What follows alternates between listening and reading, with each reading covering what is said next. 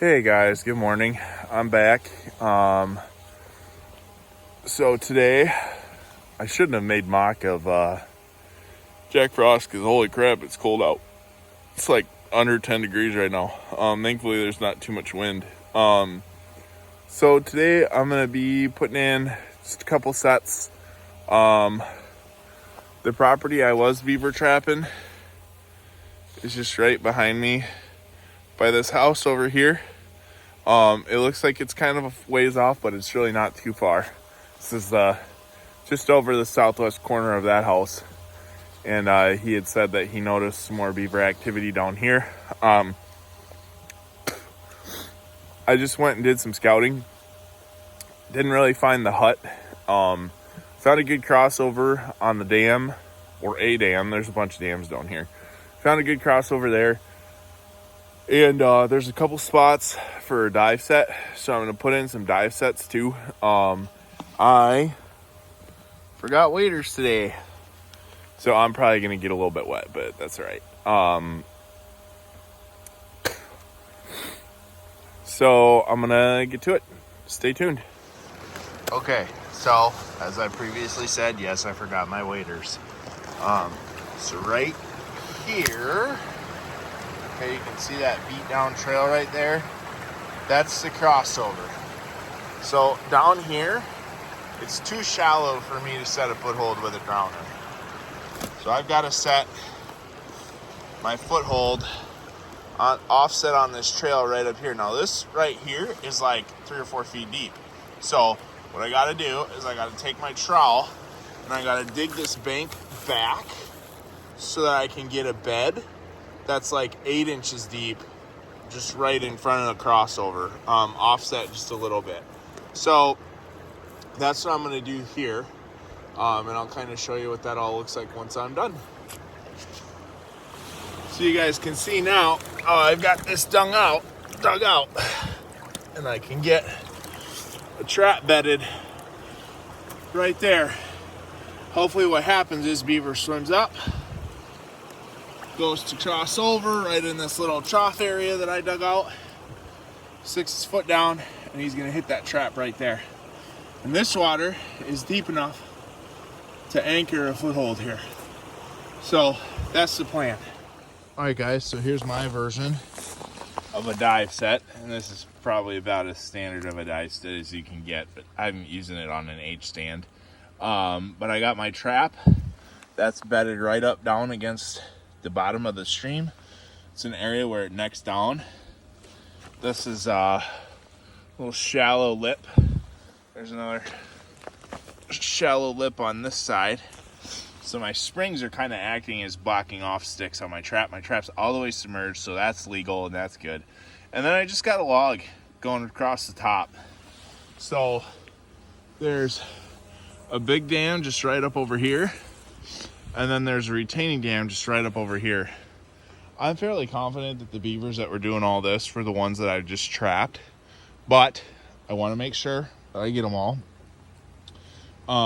So the next spot, there's an old dead tree right here, and underneath there's a root that looks like it goes back up into the bank, and that's going to be like a perfect run set.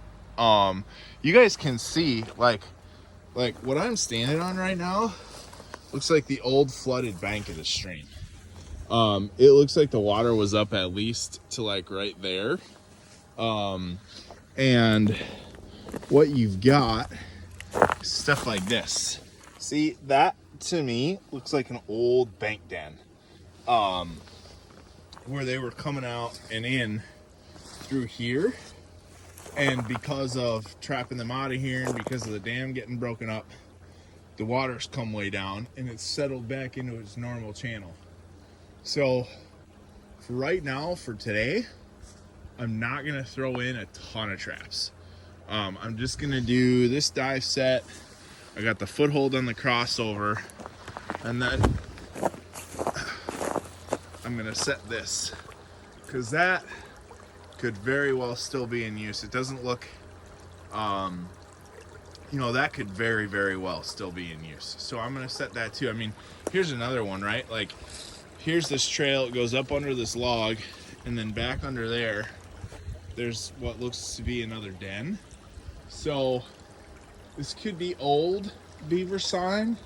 It could be sign from this last, from this last area I was trapping.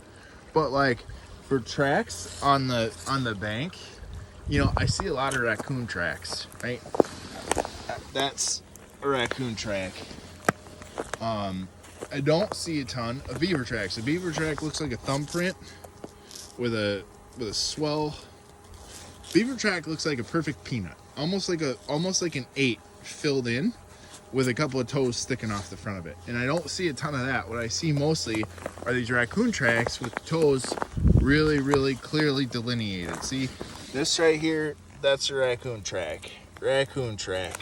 So my guess is that as this water came back down and as this was all mud, the raccoons were using this like crazy.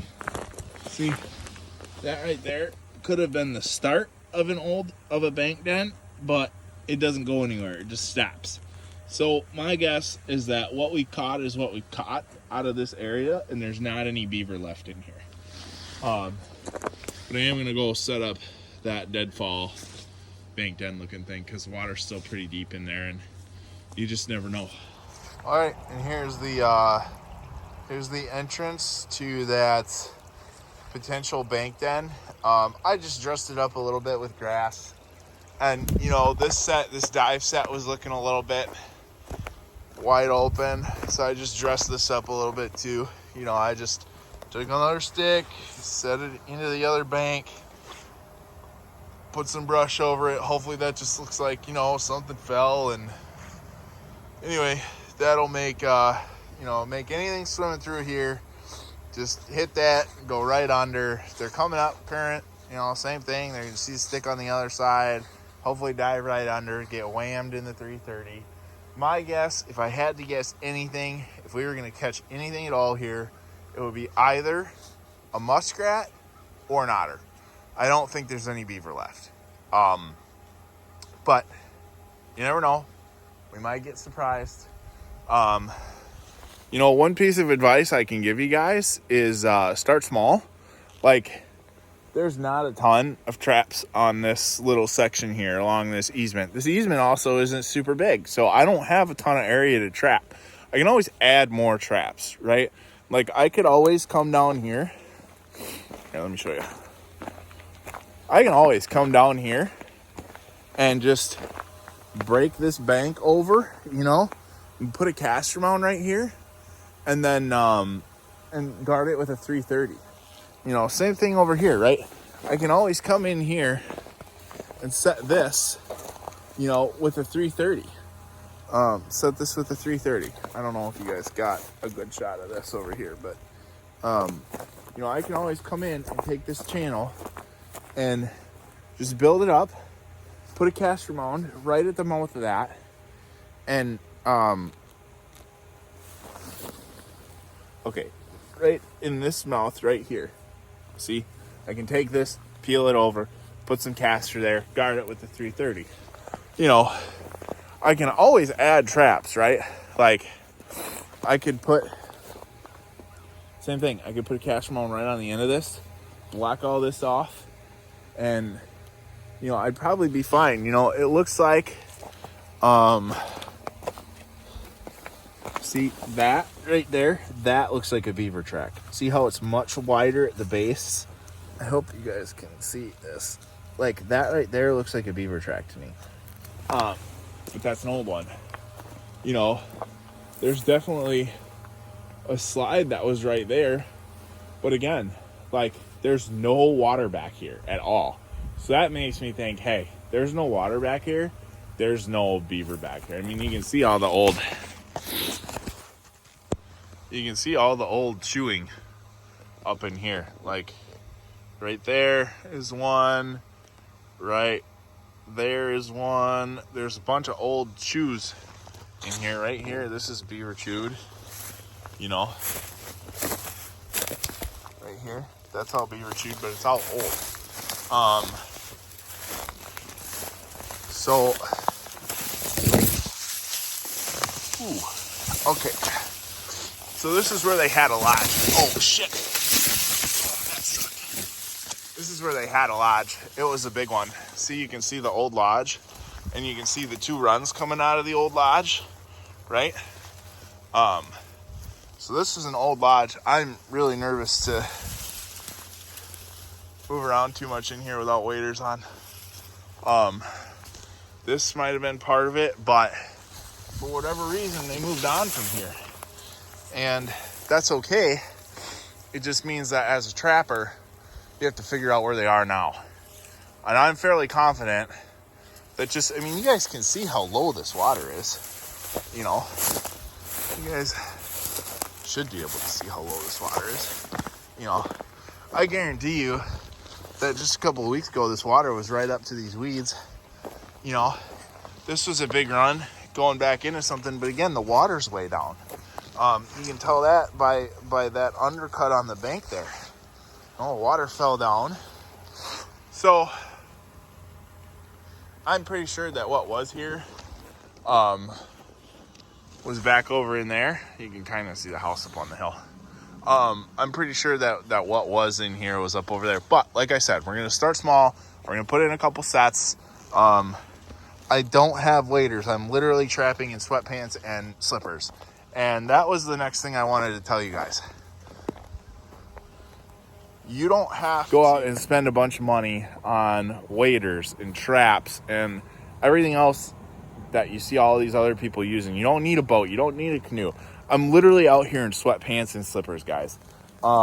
Because like an idiot, I forgot my waders at home. And